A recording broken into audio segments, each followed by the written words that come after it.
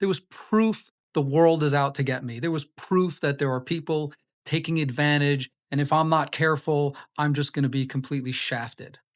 But I was insistent on not focusing on that. I was adamant. The world is not out to get me. I live in a friendly universe. Everything is happening for me. And it turned into a major opportunity. You're listening to the Good for Business podcast, where we feature interviews, tips, and tricks from owners, operators, and innovators throughout Mississippi and around the world. And now, your host, Colin Krieger. All right, everyone, welcome to the show. My guest today is one of my best friends, my coach and mentor, Yaakov Weinstein. Welcome to the show. Thank you very much, Colin. Really happy to be here. So my name is Yaakov Weinstein. I live in Starkville, originally from New Jersey, born in New York. I'm married. I have 3 kids. I'm a life coach. I'm a firefighter. I'm a wilderness survival instructor.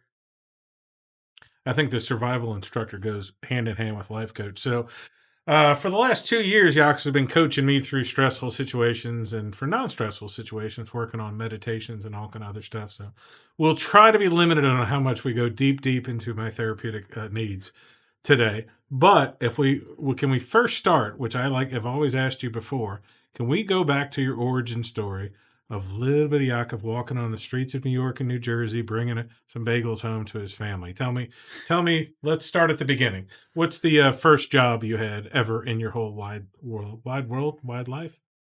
The first job ever would be working for my father, who sells toner printing options.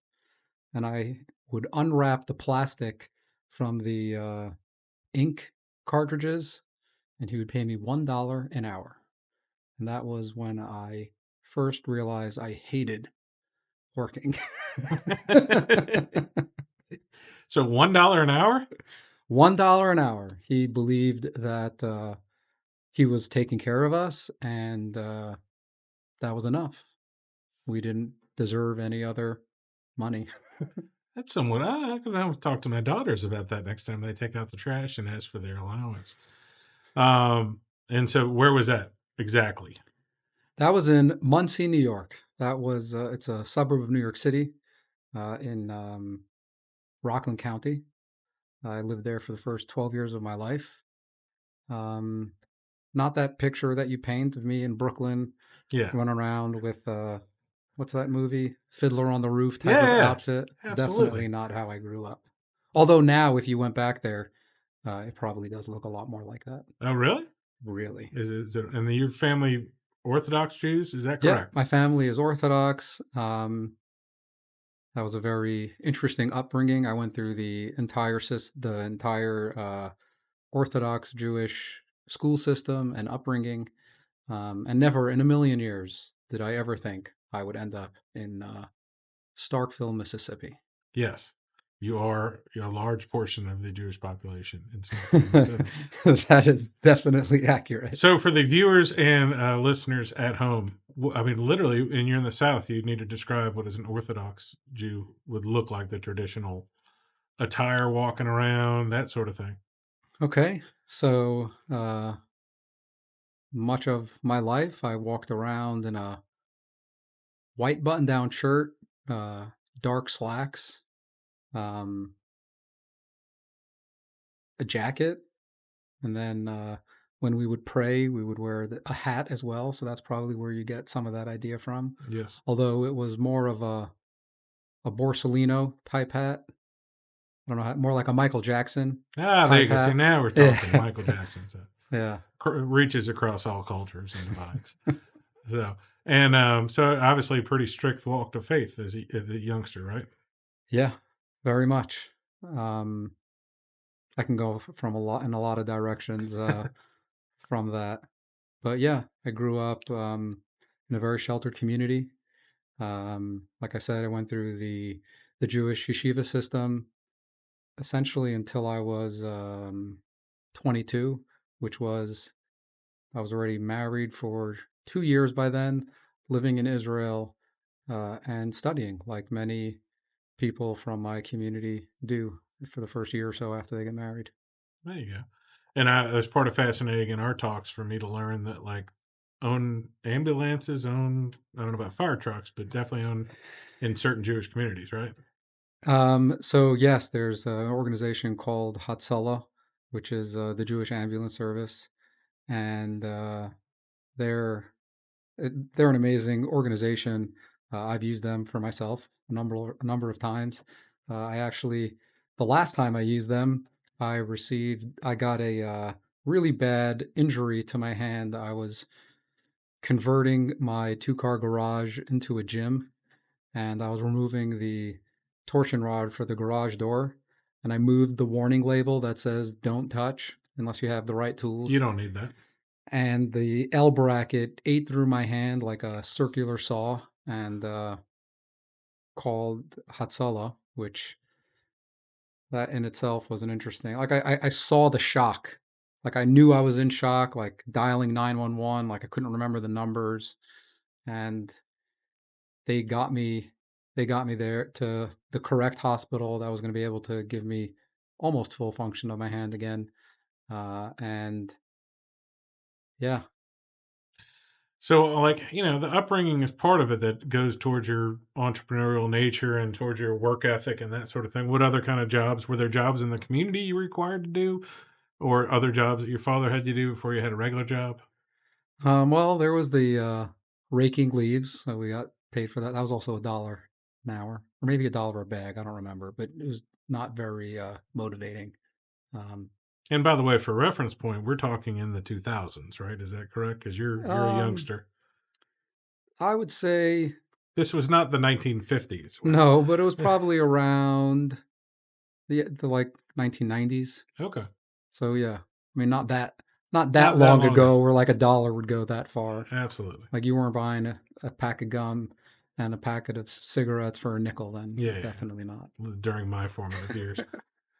So, other jobs other than that, did you have any jobs when you were younger, Yeah, teenager? I did. So I actually dropped out of school for the first time in eighth grade. Um, I moved out of my house when I was very young. I didn't want to live under their rules anymore. My father was very big on, live in my house, follow my rules, and eventually I had enough of that. Um, he got me fired from my first official job working in a restaurant, threatening to call child labor services on them, which Yeah. is kind of reasonable. I was 12. Yeah. Why they were willing to hire me, I don't know. It was a different kind of world then. Like people were able to do stuff like that, I guess. Um, I did a little carpentry work for about a month. That was probably my first experience with running my own business. Um, that was really frustrating. I did not enjoy that. I When I was younger, and I guess even now to some extent, I don't like not being good at something. But it was way more prevalent then, so I would get very frustrated and give up pretty quickly on things that I wasn't good at. Not good in carpentry. For the kids watching at home, I'm just going to let you know that carpentry is for you're learning your entire life when you're doing that. So, Well, and that's, I guess, for down here, that's just another, I know Jesus is a very big yeah, he's thing one of down one here. of your best carpenters So that you that's ever put another out. thing. So, Yeah, another thing that me and him have in common. you put it in there. What happened after carpentry? I worked for a electronics company. They sold things online. Um, That didn't end very well. I don't know how crazy we wanna get with, some of the stuff, I Well, you're guess. already in the hands chopping off, and I'm telling jokes about Jesus, so we might as well go for it. Yeah, so I was working there for a bunch of months, and, um, it was regular. I don't remember how much I was making, maybe it was like $10, $11 an hour, and eventually I decided I wanted more, so I started, stealing from them, and then eventually got fired for that, and they could have they could have gotten me into some really big trouble. Basically, I was selling the cameras to friends for marijuana, and they were reselling them for actual, like online and stuff for a profit. And these serial numbers are recorded, so the FBI got involved. Oh, Yeah, it goodness. was a pretty interesting How old were you situation. then? 14. So you're I still was quite young. yeah, I I was mean, 14. I'm going to be interviewing a former member of the mafia this week, and now the same thing. Like, still enterprising. Maybe not the enterprising is the one E and ethical is the other, but you were young. Were you living on your own at this time, or? I was living on my own. I had my own apartment. I was a pretty big nightmare because there were a lot, like in our community, there were like, and I'm sure, and I know there are in many other types of communities, people who specifically focus on uh, mentoring and helping troubled youth, and I fit the profile really to a T, except for the fact that because of the type of, I guess, trouble I would get myself into, it made it really hard for these operations to run. If like you're getting someone a job and then he steals Yeah, a whole lot of money or product, it makes it hard for them to trust and take more of your kids. So actually, so when I was 15, I knew I was about to get in serious trouble for all of this, and I needed a way out. So I figured, hey, you know what? Let's go to rehab. I know I have problems, and when I got dropped off there, the people that dropped me off, they said, lose our number, don't ever contact us again, because that's the type of trouble I was making for these organizations. I think now, 20 years later, 30 years later, they've gotten a bit better at how they handle some of the stuff. Um, but it's interesting, I kind of wonder, like, now that my view of the world has shifted tremendously and I recognize, how things are happening for us and not to us. And then I was definitely living in a way of everything is happening to me and I'm just a constant state of victimhood. But looking back now, I wonder what would have happened had they actually um, let me pay the price fully for the trouble I was causing. Just curious about that, yeah. how that would have gone. Some tough love. So does that happen from troubled youth to now you're dealing with troubled adults or opportunistic adults? So how'd rehab go? Were you I there got with kicked out of adults? there. You got kicked out of there. You're I, consistent, if nothing else. yeah, I got kicked out of there. They told me they were unequipped to deal with my issues. And they, again, so, it's funny. Like I had another opportunity again. Like I'm not living at home. I'm still a minor. I'm not 16, not even 16 yet. And they could have very easily turned me over to child services or something like that. And a one of the counselors there gave me the heads up that they were about to kick me out and told me how I can run away so that I don't have to deal with that sort of thing. And I couch surfed for quite a while after that, and some other interesting homeless situations and stories Was that this went in New on York then. and New Jersey, or Yeah, this was in Brooklyn, New York. Yeah. so not real fun? You know, I kind of, in a weird way, I had a pride in the fact that I was fending for myself. Anytime I would get involved in these organizations that were helping troubled youth, none of them knew how desperate my situation was. I remember I was living in an abandoned apartment for quite a while, and like it was used as a storage unit for furniture, and nobody knew. I didn't have a bathroom. I didn't have a shower, and nobody knew. I would go to this place like a kind of like a soup kitchen type thing Yeah, for kids my age, and nobody knew. Kept to myself. It wasn't until years later when people kind of found out and they were just in shock. So I had a certain pride, with like I felt like I was independent, living the dream, no one telling me what to do, which was always important. I hated people telling me what to yeah. Ignorance is bliss, and it's kind of do. even hard to understand people thinking of that like in the late '90s or whatever. Even now today, where they're like, "Oh, the kid can't even go to the grocery store on their own." Um, I guess I can't ask how do you pull yourself out of that if you weren't thinking you were down in something. So, um, there were a lot of like I always knew that the childhood that I had, I didn't know how to interact like a successful member of society.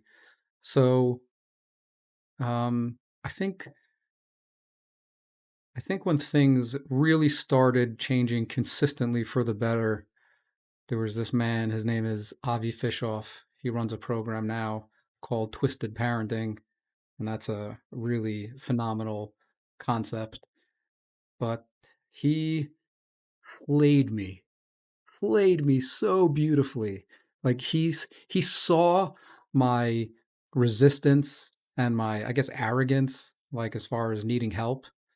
And he had this idea that he was going to open up a group home for kids like me, and he was going to offer them house, fully provide for them anything they wanted. Members of the community were going to come out and take them out every single night, and they would have fun. They would go to restaurants. They would just, his whole model, and it still is, has always been, it's like, you need more love in your life. And if you have enough love, it'll eventually convert to self love, and you'll just automatically shift. And he has countless success stories with this model. Um, So I told him, I'm like, that sounds like an absolute disaster. You're just going to be taken advantage of. And I got up and I walked out of this meeting. And it was the middle of winter. I was wearing a coat that someone kindly gave me. And we were outside some resource, like Jewish resource building. And he chases me down the block and he's like, Yaakov, I heard what you were saying in there. And I'd really like for you to help me make this thing successful. Can you help do this with me? And in my mind, I was like, "Oh, hell yeah, that for sure I can do." With me, not to me, not to Exactly, me. exactly. I was gonna help him run this place, and, he was still 3 months out from, opening this, what he called Home Sweet Home, sweet with 4 E's, and, so I moved into his house for 3 months, and I was so convinced that he was, like, serious, that I was gonna help him run this thing, that when he finally opened the house and I was moving and he told me I'm moving out of his house and into this home, I was shocked, and I felt so betrayed. I was like, "What it I'm running this with you. What do you mean moving in?" But yeah, he was a wise man. He's a very wise man. He tricked me perfectly because I just would have kept on couch surfing until who knows what Well, yeah, I mean, happened. when you go through that situation with your upbringing, because it's like a lot of families, there's always some level of codependence. And of course, if you're an orthodox situation with a disciplinarian father, there's going to be a lot of codependence. And you go from that and somebody wanting to be independent. It's sort of along the lines a little more long term thinking of let's see how fast you can clean your room and I'll time you. You know, So, I I think the main thing that was missing for me, and as much as this is gonna sound like this is my parents' fault, and I guess to some extent it is, um, but because of, like, I was molested when I was a child, and, like, that according to my parents, that's when things completely unraveled. Like, they didn't know what was going on. It was going on for, like, 6 months or whatever, and they did their best to help me through it, but they again, there wasn't as much information as there is now, and the resources didn't exist. And like, I got put on drugs, like, Ritalin and other things that I hated taking. And like, and that was when, and I just became more and more difficult as that was going on. But, and I guess because of how that sort of trauma affects you at such a young age, I never believed my parents loved me. So anything they did was from, I thought, like I took as they were treating me, they hated me, they were doing this, that, and the other thing to me. And when you have that, when a family or when children know beyond the shadow of a doubt that their parents have their back, their parents love them, their view of the world is much different. And I think that was really at the core of me believing the whole world was out to get me and it was just me against the world. so you go into the home. Did you have to do work there and stuff? So the only requirements for living there was you had to have a job, and you weren't allowed to fight, and you had to follow the curfew. Like, there was literally, like, when I say fight, I mean physical fight. Yeah. Like, people I was there, like we fought like brothers. Actually, yesterday or the day before was the death anniversary of one of the guys, one of the first guys that I lived there with. He died from melanoma cancer, pretty young age, a bunch of years ago. Um, so yeah, I had a job in a furniture store in the like they were. I was specifically working with like mattresses and couches in the warehouse that they were helping prepare for shipments and deliveries and stuff like that. I hated it so much. I wanted to be a manager, a boss. I'm 16 years old with limited work experience and a very Yeah. bad attitude, but that's what I wanted then. Yeah, you want to be in charge of the show. So you want to spend a good portion of your life proving that you're the boss or you're independent, right? Yep.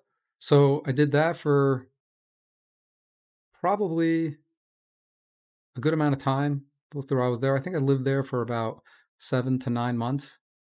Um, uh, Another job that I had while I was there was in the restaurant business, in like a your typical Jewish takeout deli Like I am store. imagining. See, you Yeah. told me that I was just thinking of you being little Yaakov running the streets. I'm taking a picture of you right now. But the so typical New York delicatessen or New Jersey. Yeah. Cut some of my thumb off with a meat slicer. That was fun. Actually, it was the same hand that I did the garage door thing Yeah. with. I call this. I'm a lefty. This is my right hand, so I call this my practice hand. I just. Run it through a meat grinder and slam it in car doors Yeah. consistently. Yeah. So And then I don't know how much longer after that injury I stayed. I think the next job after that was in the Diamond District. So there you go. I literally I'm your cliche I know. typical Jew. It's a Thanks. shame I'm not accountant I had to do or a no lawyer. research for this whatsoever. So you were in the Diamond District? Yeah, I worked there until I got married at 19. I was probably there for 2 years. Yeah, we were selling Invicta watches, which were just entering the market then. I think now they're pretty, or at Yeah, least at some point they were, or pretty big. Yeah. yeah, now I think they're pretty big. It's a shame. It's like another one of those opportunities where like, geez, if I only could have stuck it out or figured out how to stay there longer, who knows where I'd be right now. You probably have the same disorder I have of being locked in a room all day long. That's been my I won't say failing point, but my exit point. In a lot of stuff is that I'm stuck in here, and then you could just tell yourself like, well, "What's wrong with here?" You're like, "But I'm in here." Like, Yeah. I want to be outside doing something. So, Well, I but think then my main thing was I just didn't want to be here. Didn't matter where here was. yeah. I didn't want to be here. So you got married. So you I got got diamond. Well, I married. guess engagement rings easy when you're working at a diamond store. Yeah, I got married to I guess my childhood sweetheart, you would say. We met. She was 15. I was 16. Um, we got married at 19, and this is a year after I was fighting with some of pretty big rabbis in our community. They were saying you're too young to get married, and I was like, I'm 18. Parts of the Bible even say 18 to get married, and they convinced me to wait a year. So I waited a year, and then on the dot, it was like getting married. So through all this, you're courting a young lady, and were you still a member of the same synagogue or No, with your not at parents? all. They were a different Okay. social economic class. They were a different sect of Judaism. My parents did everything they could to try to convince me not to marry this girl. Um, and I mean, I guess you can say they were right because 14 years later we got divorced. But I have two amazing kids from that marriage, so they had to come here somehow. So my parents weren't right in that Yeah, sense. yeah, absolutely. So what happens after the Diamond District, life and career wise? Um, I was in real estate for a bit, for quite a bit actually. Uh, Probably about 5 years in the rental agent space. To New Jersey, and in New York. I would. so just like on TV, tons of money being thrown at you. It's all easy, right? So it's funny. I still hated working. That was an ongoing theme for quite a while. So I would do the bare minimum and get really frustrated about why people weren't throwing money at me. But at the same time, like there was a month where I really needed 5 grand, and somehow that month I managed to make 7 grand, and it just proves how, we've talked about this before. Like, when you see something, you hold a vision in mind, and then you just follow through. Like, what's the next thing to do after that? Things just happen.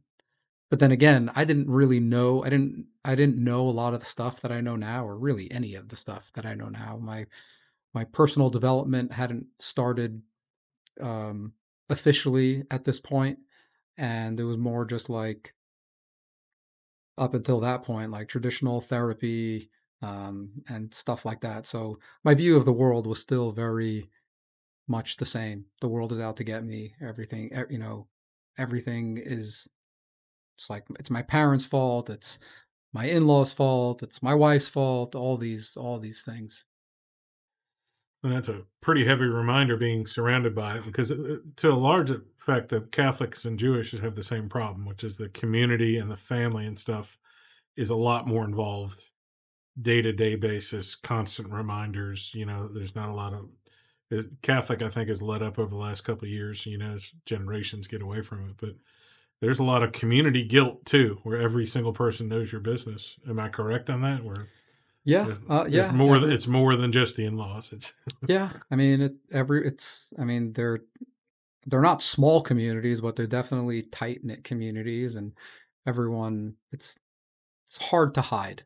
But it's interesting because if who I was at my core was secure and running from a place of, you know, everything is happening for me. yeah. I live in a loving universe, friendly universe, then everything would have gone completely, just completely differently. Well, yeah, we discussed a reticular activator. I'm shopping for a Honda Accord. I see Honda Accords everywhere. If you're Exactly. looking for bad news, you are going to find examples of it all the time, as opposed to when Exactly. you're something that's happened through your coaching. I met a couple of yesterday, and we were talking about houses and stuff, and their stress with life, they just given up on the house. And I told them, and they're like, "We don't want to look at new houses until we get rid of this one." I'm like, I said, we need to get away from your house that has broken roof and broken water and broken that. Let's only look at other houses. And they're like, I don't understand. I'm like, well, you've already told me your marriage is good and your jobs are great.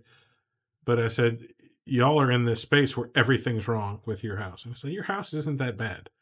You'll be able to sell it. Let's go look at some other ones. Not so you buy it, just so you have some goal or some possibility so that you're looking forward to something. Because right now, if you sit there and go, I can't do this till this, well, it's never going to happen. It'll be, if you're looking for everything wrong with your house, I promise you, as some of my clients will tell you, they can move in a brand new house and realize that they should have gotten a house with an office, or their azaleas aren't blooming or whatever. Um, so yeah, I can imagine that, especially when the rigors of religion and your upbringing are everywhere, like all over the place and constant. So Yeah, I mean, the biggest shift that happened for me was actually when I moved down here. Um, you know, One of the things I got from a mentor of mine, Dr. Joe Dispenza, was everything around you reminds you who you are. So when I moved down here, I finally got to decide how I wanted people to see me, not have to fight against the way people were already seeing me. how on earth do you end up in Starkville, Mississippi, from most of a lifetime in New York and New Jersey?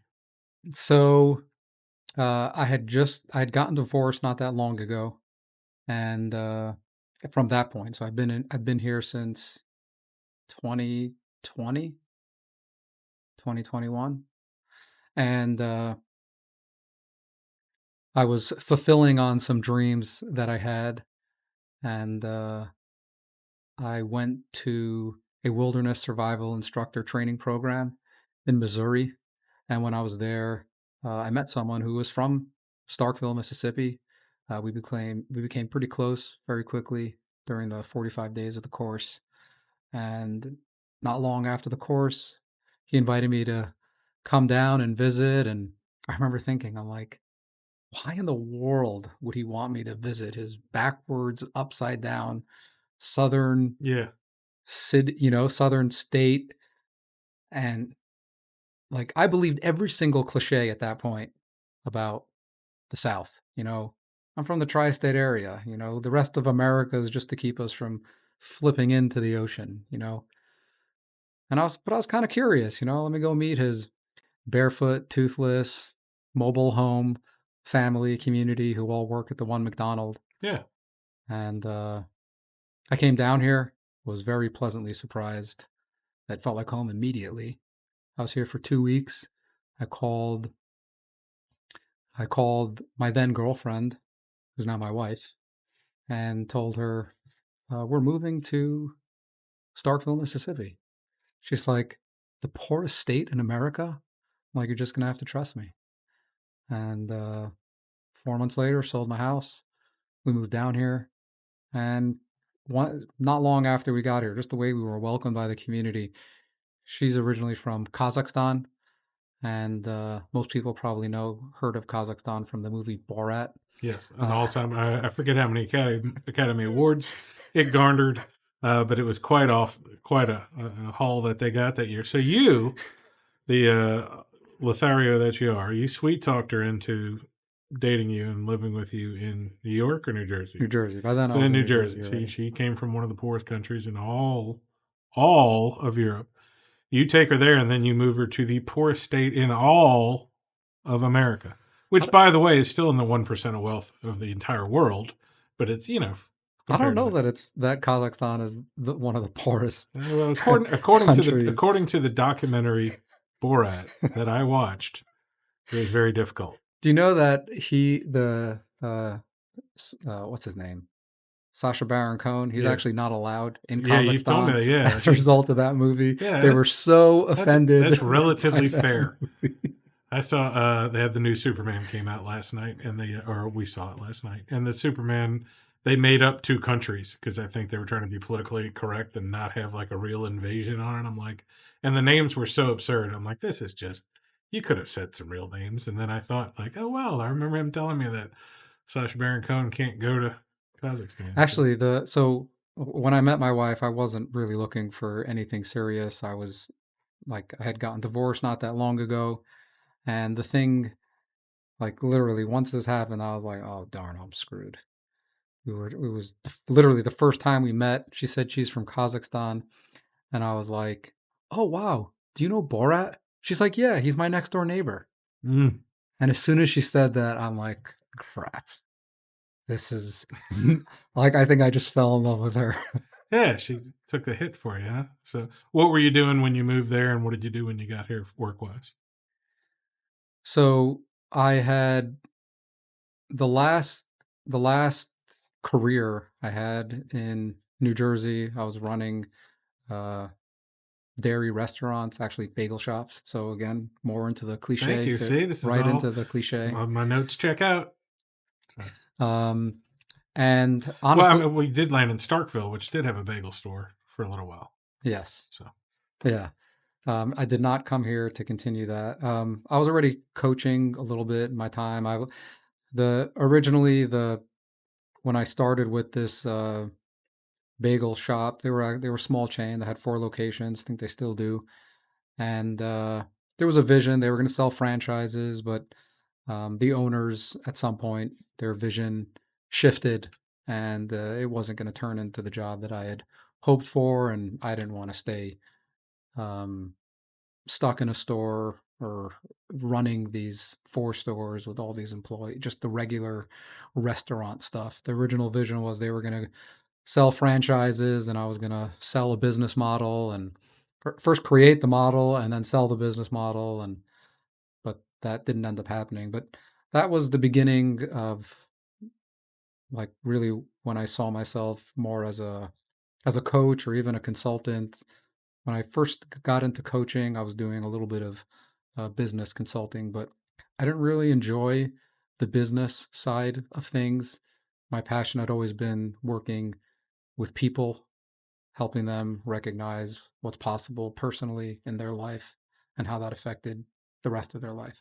Did you have a moment in your life, because we just glanced over a whole bunch of stuff where you're leading towards the whole world is wrong, everybody's against me, to I'm going to coach people to see that that's not the situation. Was there a moment like for I remember that when I started getting involved with Papa John's at a corporate level, somebody handed me the E Myth. Now it's the Revisit? E Myth Yeah. Revisited, yeah, and Good to Great.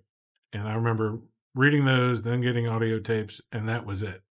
And luckily for me, during my more formative years of personal growth in 2008 and beyond, that's when the internet came about, and a lot of these guys started to realize like they should put out, go from 75% paid content.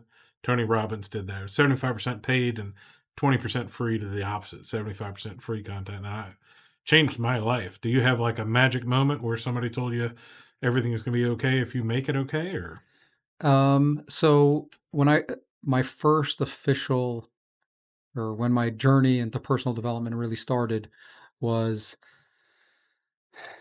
my my first wife's father was into personal development to some extent, and there was a Orthodox Jewish personal development program that would rent his house to run weekend programs. And for a while, I just laughed it off, and I was like, I'm not interested in that cult garbage. And eventually, I decided to check it out, and it was pretty eye opening. But what's interesting is this type of work. I forgot what they. It's a lot of ontological type work. It's probably shouldn't have said that because I can't really define what that means. yeah, I'm trying to think of it now, but I can. Something to do with spiders. I'm not sure. So that was the first time I really started recognizing that I matter, I have value, I have worth, and I used it as an excuse to become a total asshole. I can see that. And Yeah, I can see that. and that actually sped up me hitting a bottom. Um, that was I became a self-entitled prick.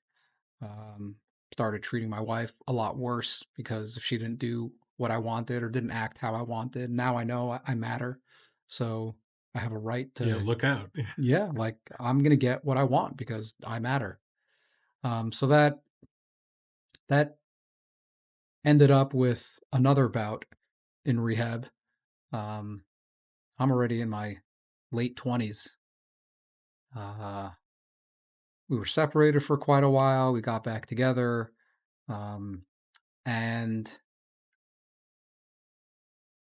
And I but by this time, after the rehab, like, I finally really started taking life seriously. I recognized that by then I was working a 12-step program, and the focus of there is spirituality. Addiction is a spiritual disease, and there's a spiritual solution. So I started changing significantly, started becoming more people-centric, but it was more there was still something significant that was missing. Like I didn't have the language that I have now, and I didn't have a lot of tools that I have now. Um, and that from there led me to another um, self development program called Landmark Worldwide, and that was also pretty transformative. So I've already swallowed the personal development pill. I'm very much into it. Not getting the results that people are around me are getting, but I'm seeing myself differently. I'm getting different results, things that I never thought possible, including owning a home, um, you know, running restaurants, like things that were literally never happening for me, just were happening. So I'm seeing the value in personal development. I'm seeing the value in changing my view of the world, but again, I still don't have this sort of language. I'm just recognizing, hey, there's something called possibility. Why does my future continue looking like my past? Why, If the future is this open possibility thing, why does the past keep looking the same? And so just getting clarity in that started having some significant shifts. But underlying it all, I still have a lot of beliefs about myself that really didn't start shifting until I got into Dr. Joe Dispenza's work. Um, that really started shifting, and that's when I really started understanding and really getting how much our thoughts and our feelings really shape everything. And then when I got into the work of Peter Sage, and he talks about, Albert Einstein said, and it may or not actually be Albert Einstein, but he says the most important question facing humanity is, do you live in a friendly universe? And that was the light bulb for me. And I realized it hit me like a ton of bricks. It was like, holy cow, you know, yeah, I've always lived in a hostile universe. And the world proved itself. Now here's an interesting story that really highlights it, because eventually what I learned is there's always what to focus on. You can focus on good and you can focus on bad. Both options always exist. But if you live in a hostile universe, you're going to focus on the negative. Your nervous system, your unconscious, your subconscious, its job is to protect you from worry, fear, shame, doubt, anger, all the negative feelings. It's going to do everything that it can to protect you from that. So you're going to do everything you can to not to deal with a hostile universe. But as long as that's your viewpoint, as long as that's your starting point, and we wake up every day thinking about that, like, do I live in a hostile universe or do I live in a friendly universe? That's a choice we make every single day, whether we're aware of it or not. And I realized, holy cow, I'm making that choice. So here's a story that really illustrates that point. Um, I was I was driving for Uber to supplement. Like I was coaching by then already, but it wasn't enough.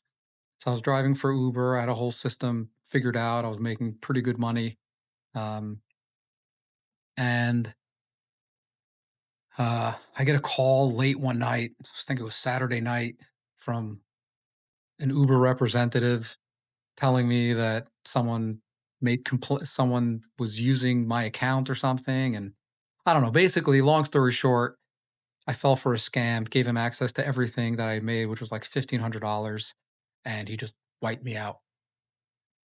And I had already had a lot of these tools, and my view of the world had shifted already.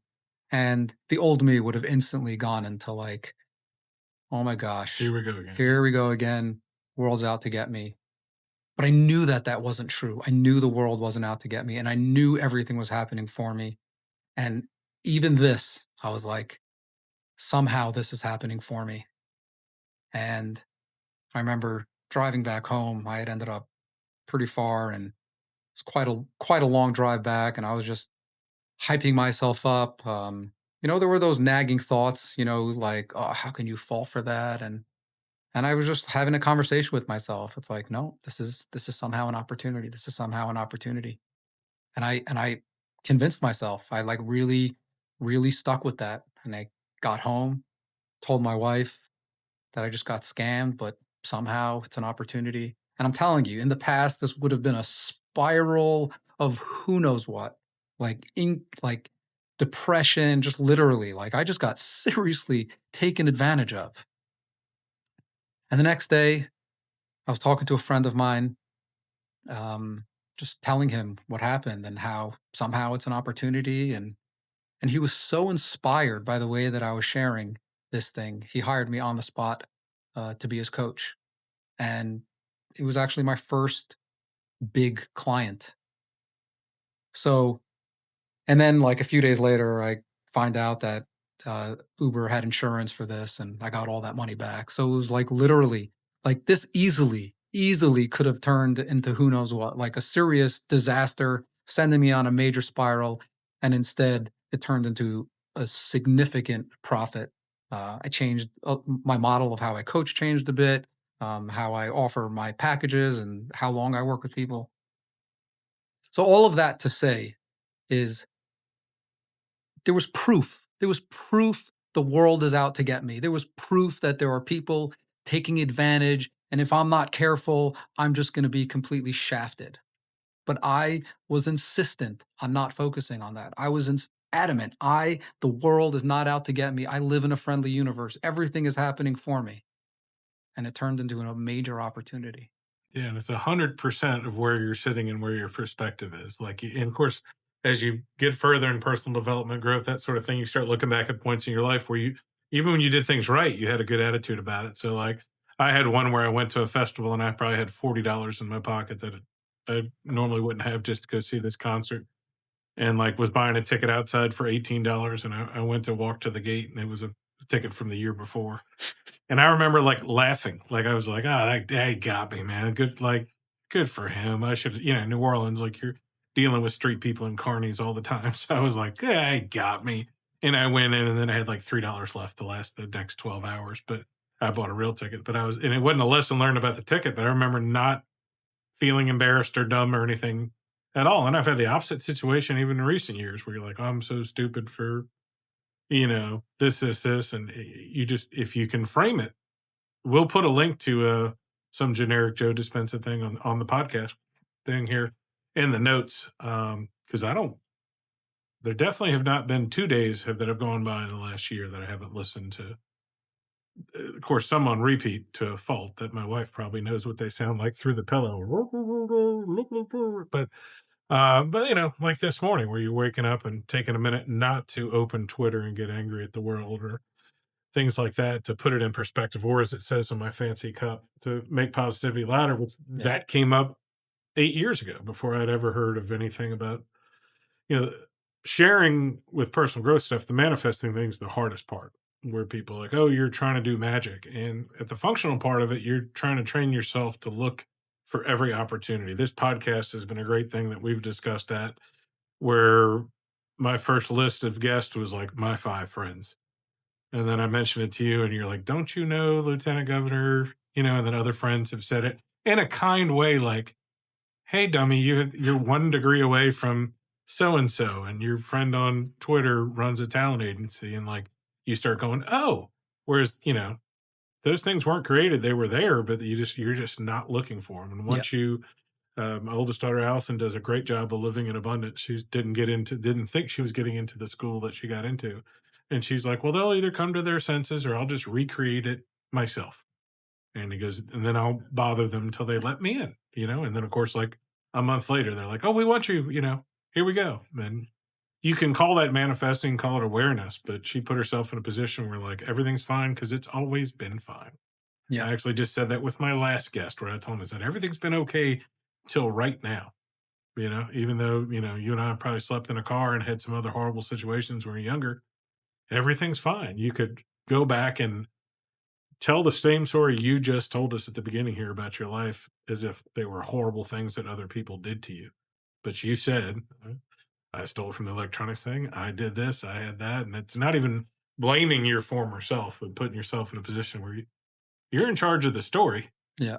And just to solidify that point a bit more, I had one of my youngest bro. I had my two youngest brothers aren't alive anymore. Uh, one of them was killed in a car accident. He was 10 and a half. I was 18. And then my next youngest brother, obviously it's not very safe to be my younger brother. Sorry, Yossi. Still have one more younger brother left. He actually took his own life a few years ago. And I say that because we grew up in the same household that had him make that helped him get to a point where that was the reasonable decision Yes. to make. Um, and I could have made that choice many times. I definitely flirted with suicidal ideation over the years quite a lot. Um, and then, even when that happened, my biggest regret was, geez, I wish I had access to this information so much sooner, because hell, even becoming a firefighter, I mean, that was never on my radar. Yeah. And like, I didn't see an Orthodox Jewish Orthodox firefighter till I was 30. Really. Yeah. And now you've got a calendar. and now I have a You calendar. find Am I supposed to? you find all 12 Jewish Orthodox firefighters in the southeast. We'll make a calendar. We'll make, Actually, there. So in the town I grew up, there's a fully Orthodox Jewish fire house. but no calendar. That's what I'm saying. It's definitely a We'll different stick to the calendar. southeast. Oh yeah, just do on one white button unbutton. I'm sorry. No, Back to the show, guys.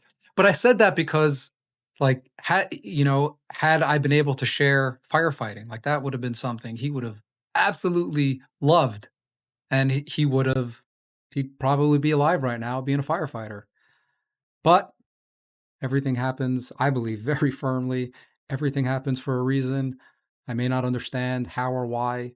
Everything is happening for me, and somehow it needed to go exactly this way. Oh, absolutely.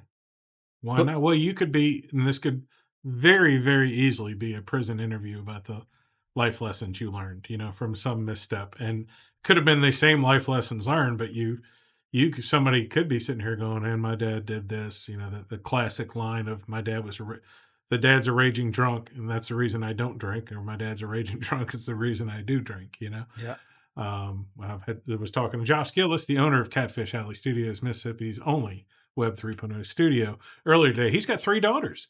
And I told him, I said, the quote I tell a lot of people with young kids is that in the largest study of familial relationships and success over 50 years with 50,000 people from England and the United States, the number one predictor of success for your children by 15-fold was they spend time reading and talking to their children from the birth to the age of 9. That's it. Like, not how much money you had, not how any other horrible things. Like, and so to be a loving father that's it. It's my vocation. I know it's your vocation, not your job, but like what you're calling to do that is to love on your family. And yeah, it affects my priority structure. Like, I really want to be in the musical this fall, but I've got my daughter going to school. I'm not missing dropping her off. I'm not missing that homecoming game. I may not see her again for 2 years and get tied up with work or something, but I'm going to that. But it's right under there. It's right yeah. under there in my personal growth stuff. And um, And it's with my 2 older kids, I didn't know that. yeah, It's funny because, like, I knew I didn't wanna be like my father. Like, I was so clear, and I did everything in my power, that at least that was in my power, to not be like him. And the biggest light bulb in that whole situation was, there's this idea, whatever you resist persists. You can not, like, the brain doesn't understand negatives. So, I'm like, not going to I'm eat not that. going to be my father. I'm not going to eat that donut. Yeah. Yeah. And I remember sitting with my older daughter, and she was describing to me how she was telling me how grateful for the growth that I've done and how much I've changed and all that stuff. And I was like, how did you used to see me? And she literally described the way I see my father. And it was in that moment that I realized, it was like, here I thought I was not being my father, but not being my father, not only is it not enough to not be my father, pretty much guarantees that that's who who I will become. And because of that, like the way I am with my 3-year-old Jonah, is a completely different person. Just like you were saying, the first 8, 9 years of their life are, you're laying down the foundation of who they're going to be. It's the opportunity for them to figure out who they are, what they're capable of, what they like, what they don't like, in a safe environment. If I'm constantly, what a lot of what we call parenting is really conditioning. It's like, this is how you have to be. You can't be like this. But if they don't get to test boundaries and really push the limits of who they are, then they're going to have to go out there in the world when they're 18, 19 years old, when they haven't had a chance to do that yet. And now the stakes are high. Now there are bills to pay. Now there are people potentially depending on them. And now they have to go out and figure out, who are they? What do they like? What are they capable of? So if I can allow Jonah just to be a child, and really be that space, show up for him. And that's one of the things that, being a firefighter, the way my shift works and the way my coaching works, it allows me to spend a good amount of time with him and just be with him. Yeah, and that goes back to the your kids don't listen to you because they're too busy Yeah. watching what you do. You watched what your father did despite all your resistance, Yep. and it still came through from you, you know. Yep. And I didn't listen to a lot of stuff my dad says, but in a lot of ways, my aunt, we went and visited my kids. We were trying to get really into our family history, which unfortunately for them, when you go back to the Cajun part of it in the late 1800s, looks like a vine wrapping around a family tree. It's a little, there's some sketchy stuff going on there, folks. Sorry to my cousins in Louisiana. But nevertheless, they were telling stories about my dad, uh, who wouldn't give money to politicians, who loved throwing parties, who liked being in the news, who volunteered stuff for the news, who promoted other businesses with no like just oh, of course. And I don't can't remember examples of it till they brought that up. They're like, "Oh, y'all used to have parties all the time. You used to do fundraisers." And most of my vision of my father was from me from 13 to 19. Like, oh, he had to work all the time. He was sick, that sort of thing. The lessons you learn from that, and the same thing we've shared a lot of stories about my kids where I'm like, I didn't tell them to do that, they know to do it. So Yeah. No, and to your point, one of the reasons why I always hated work so much was I always looked at my parents who worked very hard. You know, I, I just never saw them being happy. I never saw them content. They always were worn out from work, upset about this, that, and the other thing. And it was like, for what? Like, you don't even have what you want. So why should I break my balls, working so hard and not even get to enjoy it or be happy? It's like, that whole I work just in order to be able to live, like that wasn't going to be my life. well, I've had a benefit in my own life of my kids being able to see some of it on social media. They usually hear more from other people, but my Katie, my middle daughter, said once where Desiree asked her, like, what do you think your dad does all day? And she started singing this was 4 years ago, the little Lego movie song.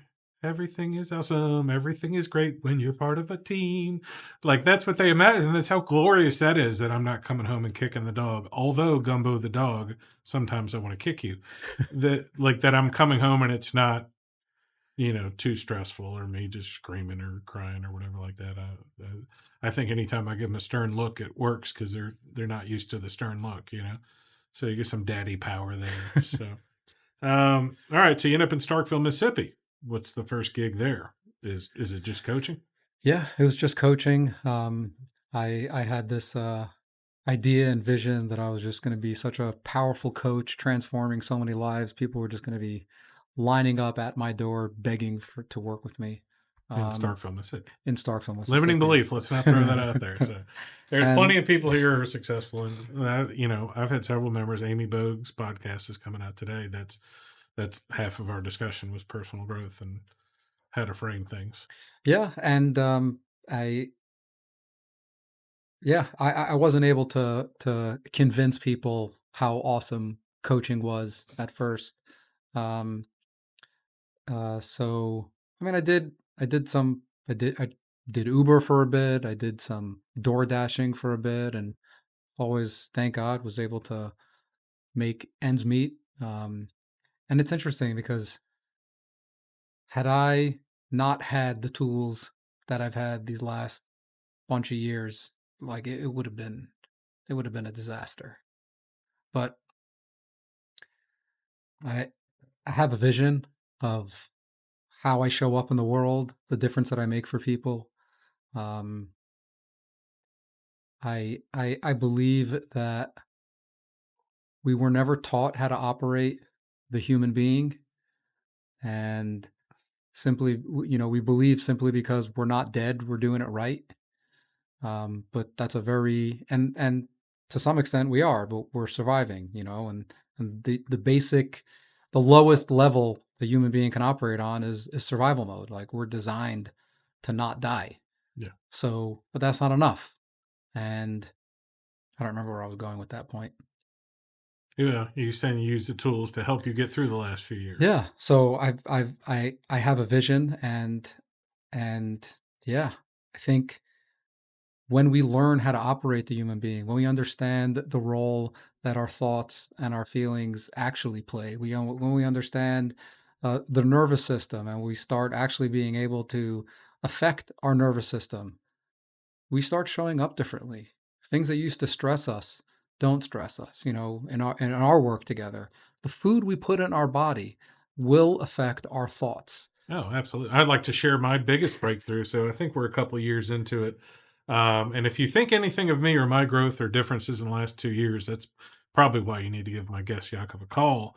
My biggest breakthrough through coaching, which it took us a while of stumbling to get to it, but I would wake up like a lot of entrepreneurs, and I'm doing real estate, I'm flipping houses, I got rental houses going on, and I would wake up at 3 in the morning inevitably, and my head was hot, and that means there's stress.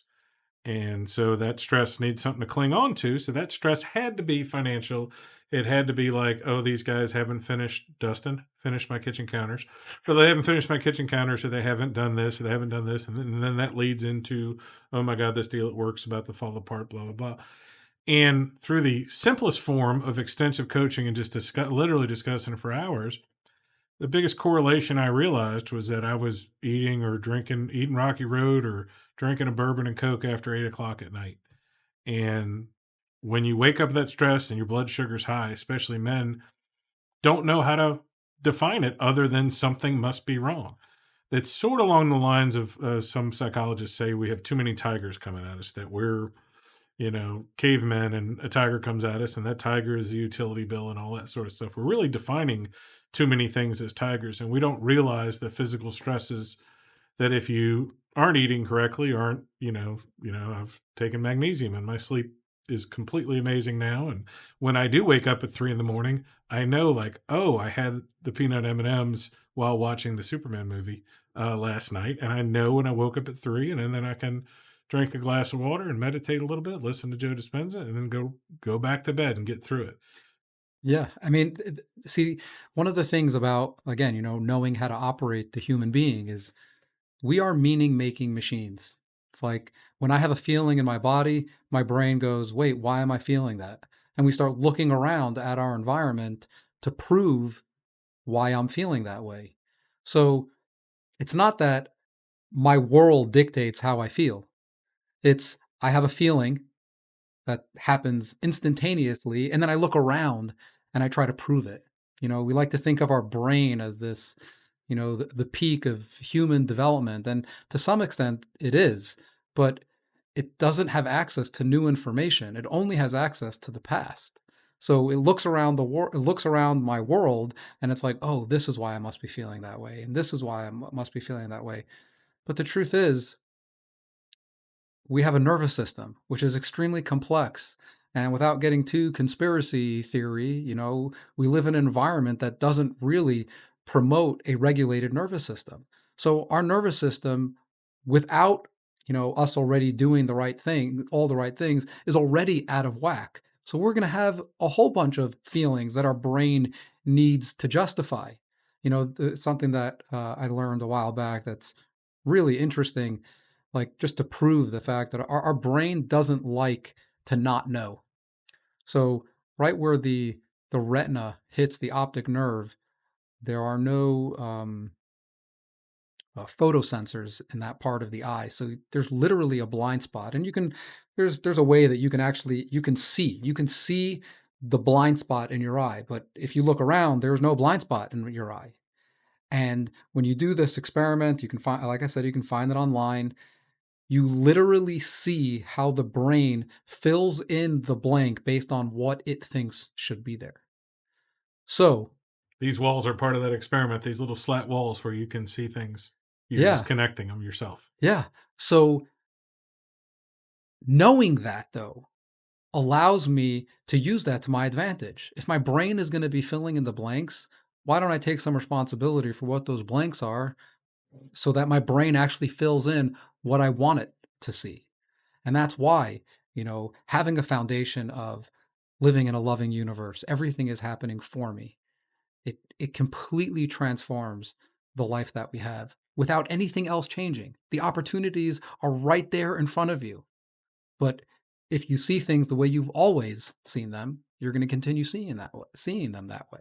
Yeah, and of course, as many development people says, personal psychologists, everybody else, more than 90% of the time, almost 100% of the time, your brain cannot tell the difference between something that happened in reality and that's something that we're creating in our brain. And if you don't believe me, think about your mother-in-law.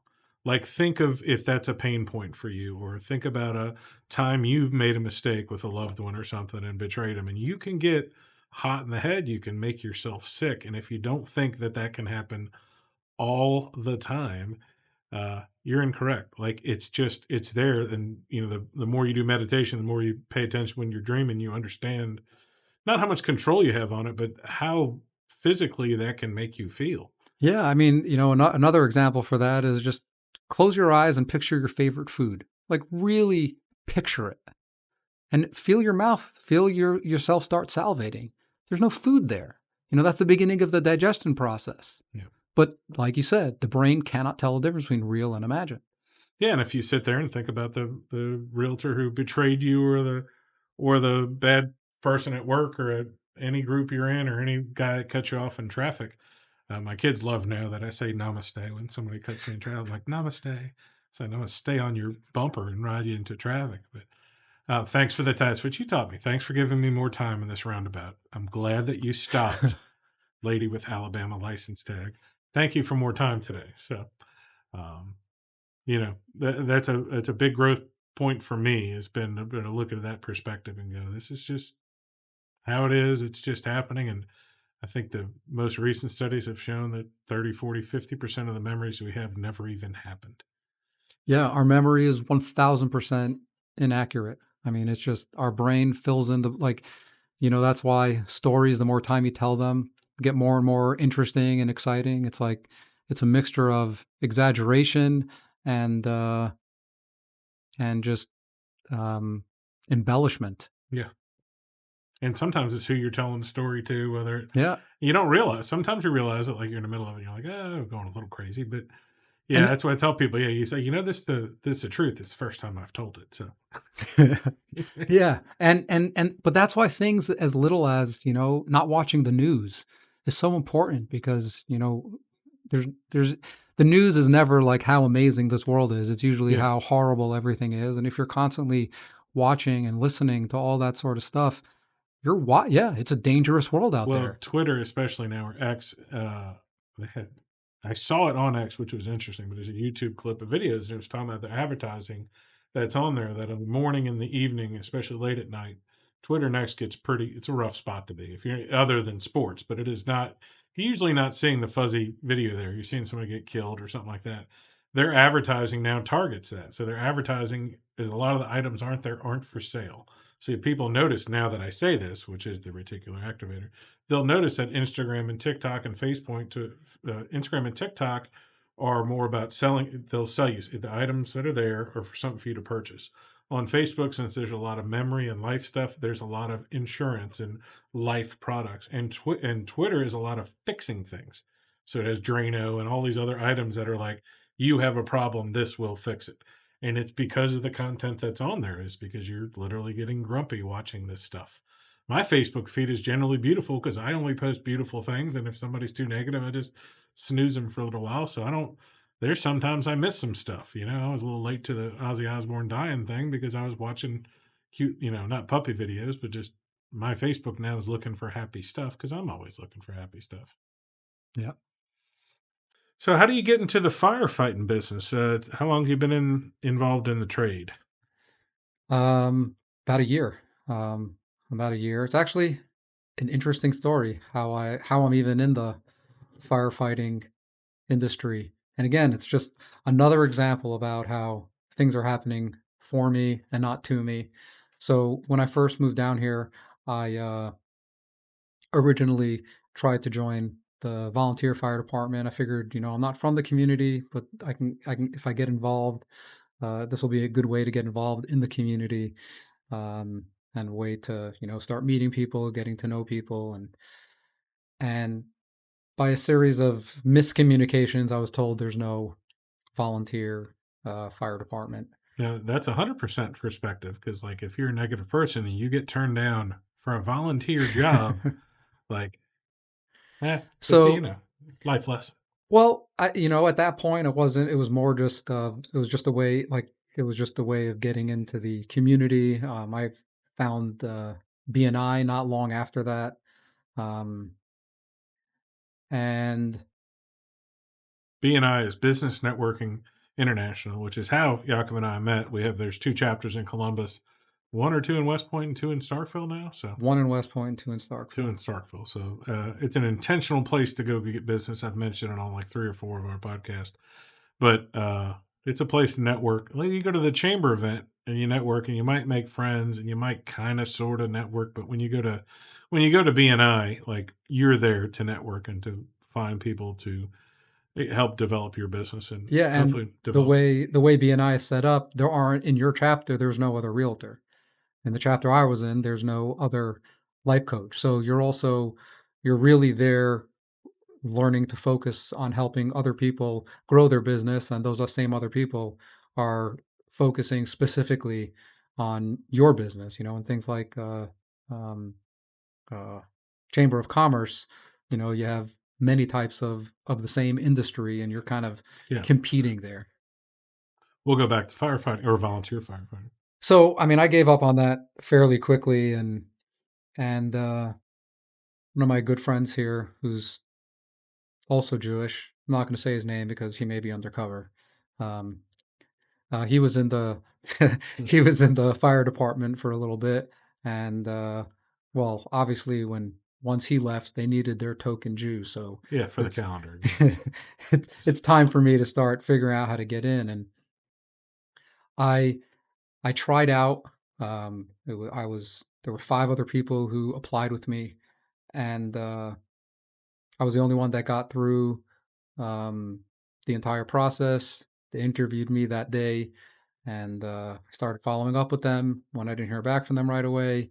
And I just kept being told my application was pending, and everyone that I knew that had any sort of connections, would have them reach out, and I just kept hearing, "Oh, your application is pending. Your application is pending."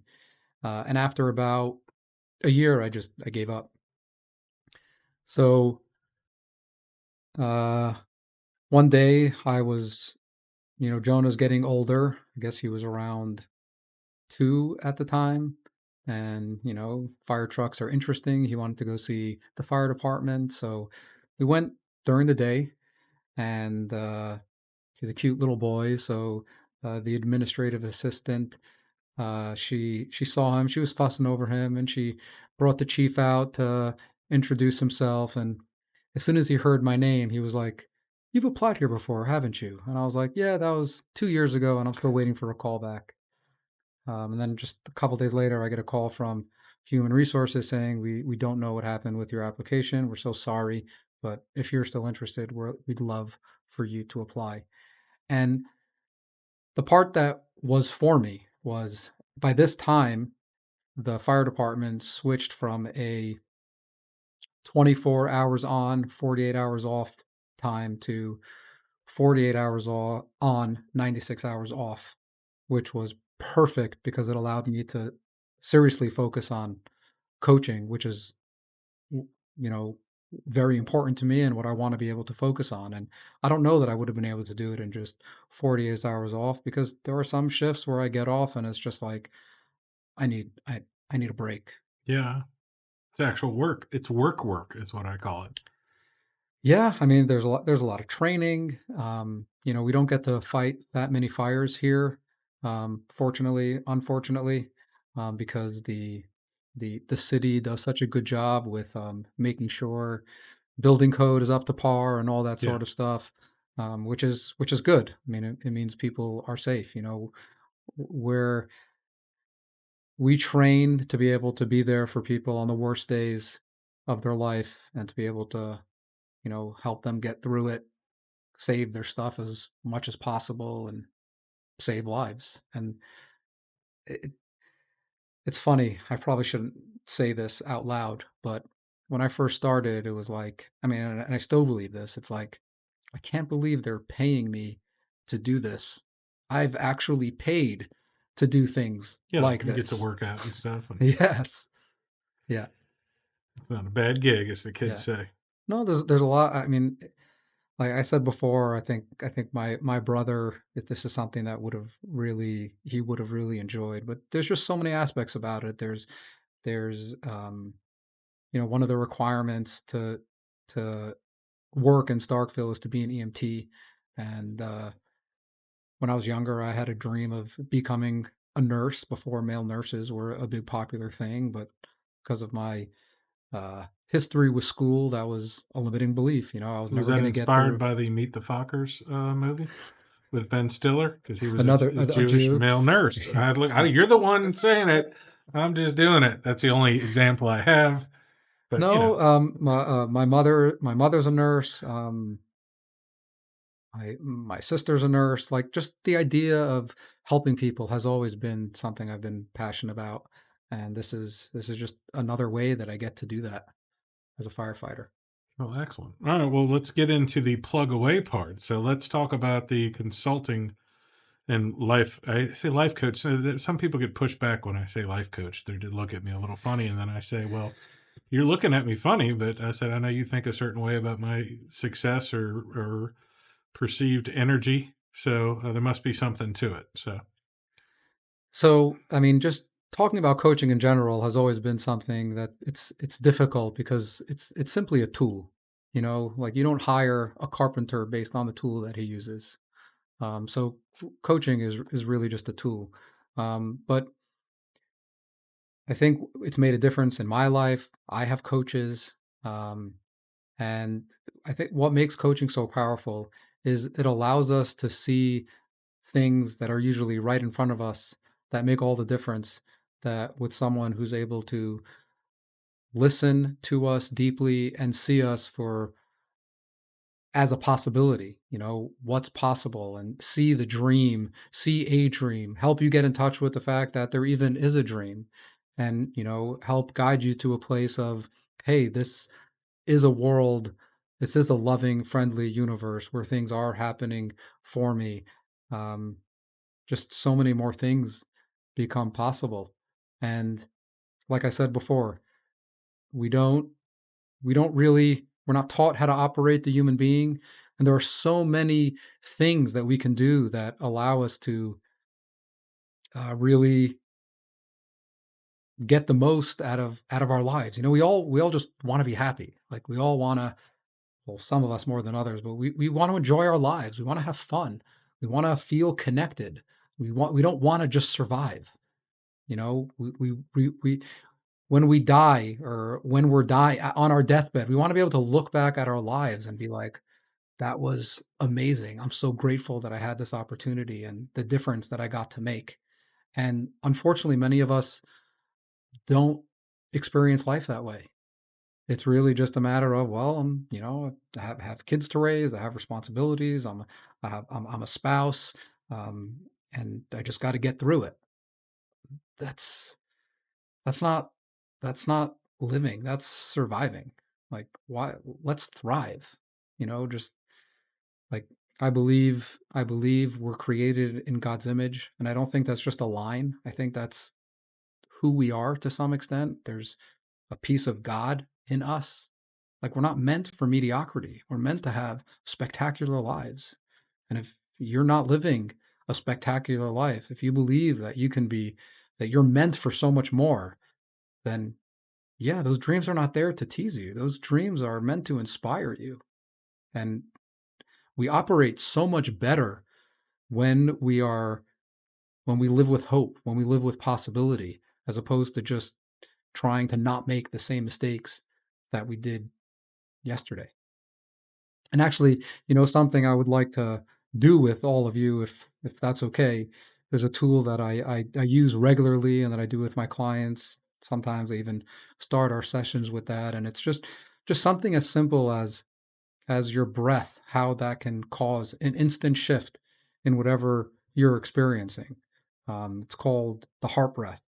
So if we can just walk through that real quick, and let's just do absolutely. that live. It literally only takes a minute, which is another thing that makes it so powerful. It's not about sitting for 20 minutes and meditating. It's a shift you can experience right now. So put your hand on your stomach and you're going to breathe into your belly. You'll feel your breath expand. And when you exhale, you'll feel your belly contract. You're just going to take 3 breaths like that.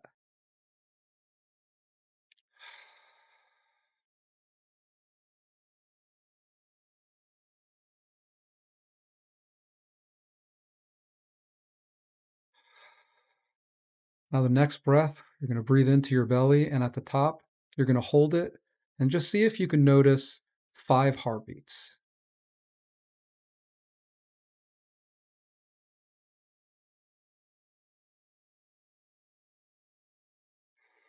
Exhale, feel your belly contract. You're going to inhale again, feel your belly expand. And at the top, you're going to see if you can notice 10 heartbeats.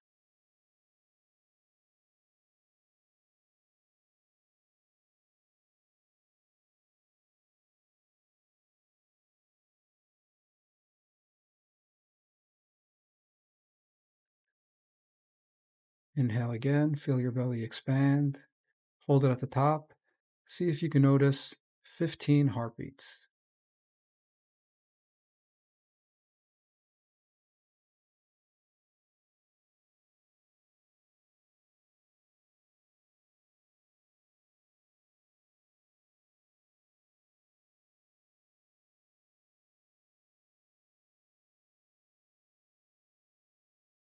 Inhale again, feel your belly expand. Hold it at the top. See if you can notice 20 heartbeats.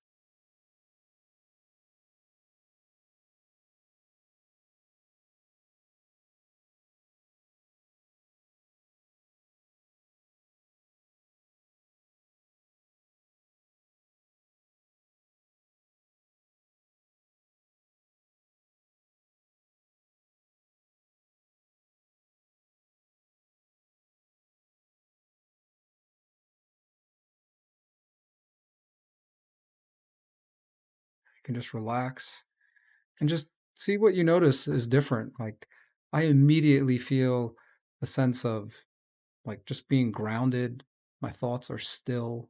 There's a like my vision even gets a little bit brighter. If that may sound strange, but the reason why it works and the reason why it's so powerful is, for one, you can't listen and notice your heart if you're thinking thoughts. So immediately you start you shut down the chatter. But then there's also the holding of your breath. What it does is it triggers the parasympathetic system, and it gives your nervous system an opportunity to reset itself. You're you're leaving fight or flight, and you're going into rest and digest, which is a very important baseline to be able to think clearly. You know, people, you may not realize this, but when you're in fight or flight, just the whole chemical process going on in your body is you're not thinking as clearly as you can. The non-essential systems start powering down. There's less oxygen going to your prefrontal cortex. That's your critical thinking center. That's the part of your brain that allows you to think logically and clearly. So when you're stressed and you need it most, if you're not able to get out of um, if you're not able to get out of fight or flight, you literally lose access to the part of your brain that allows you to think clearly and make decisions properly. That goes right into the tigers are coming for you. Now you're not going to take a heart breath if you're a caveman and a tiger's coming for you, but Yeah. we've replaced the tigers with financial stress or family stress or love or whatever else, and we can stop the tiger from coming from you by taking a little minute just to reset yourself. It's helped me a lot in stressful situations, even in good stressful situations where your body's getting your adrenaline ready to maybe sing to your wife or do something exciting in real estate, uh, or go on a podcast. It's helped a lot. How are they going to reach you as a coach? They don't need to call you as a firefighter, but just call 911. Don't do that, ladies and gentlemen. How can they reach you for coaching? The easiest way to reach me is through email, Yaakov at coachyaakov.com. That's Yaakov at coachyaakov.com. You can find me on social media, Coach Yaakov. Um, yeah, I'd love to connect with you, um, see how can make a difference in your life. And hey, if you just want to find out more about coaching, just to see what the fuss is all about, I'd love to connect with you and see if it's something that's for you. Well, if y'all need an endorsement or edification of it, please let me know. It's been a game changer for me, absolute game changer in my business and my personal life and career, and for my children. It affects other people. I had talked earlier about how it affected a real estate transaction yesterday. I can see it on how my daughters walk and talk every day. And it's just been an amazing relationship the last couple of years. So thanks for coming on the show. Any final words? Um, yes, I think, like I said before, I think just coming from a place of knowing that we matter, knowing that we make a difference, knowing that we are loved is just, it makes all the difference. And these are not just cliche words, like really getting this as a core. You know, you can look around the world and it's odd, like things. Yes, you can say everything is a coincidence, but if you're really being honest with yourself, and the science even backs this up, if you don't want to go the spiritual route, like this is there's a creator. Call him God, don't call him God, doesn't matter. There's nothing that happens by accident. Everything is meticulously designed. And if that's true, it means you're here. You know, think about it. You're 1 in 400 million sperm cells. That's how you got here. And you only got here through the combination of your mother and your father, and whatever it took to bring those two together. And they're also 1 in 400 million. You are not here by accident. You are here by definition because you matter. You are here by definition because you make a difference. And I think that's just such an important place to get very, very deeply. I matter. I make a difference, and I'm loved. Like You that, are. it's not debate. It's not up for debate. You know, like a lot of us think that our self worth is dependent on what I do, what I don't do, my success, my lack of success. It's not. Your self worth is a given. That's why you're here. Amen. Well, this is a business podcast, and you're only as successful and happy and at peace as your five best friends. And I picked the best friends. Thanks for coming on. Thank you, Colin. It's been a pleasure. Hey guys, thanks for listening to the podcast. My name is Colin Krieger, and my day job is real estate. If you're looking to buy or sell, I'd love to talk to you. Or if you just want to sit and talk real estate in a no pressure situation, I'd love to help you. I work with RE/MAX partners in Starkville, Columbus, and West Point, Mississippi. I can help you find an agent anywhere in Mississippi or anywhere in the country. Just reach out to our office at 662-327-7705 or find me anywhere when you type in 662-329-SOLD.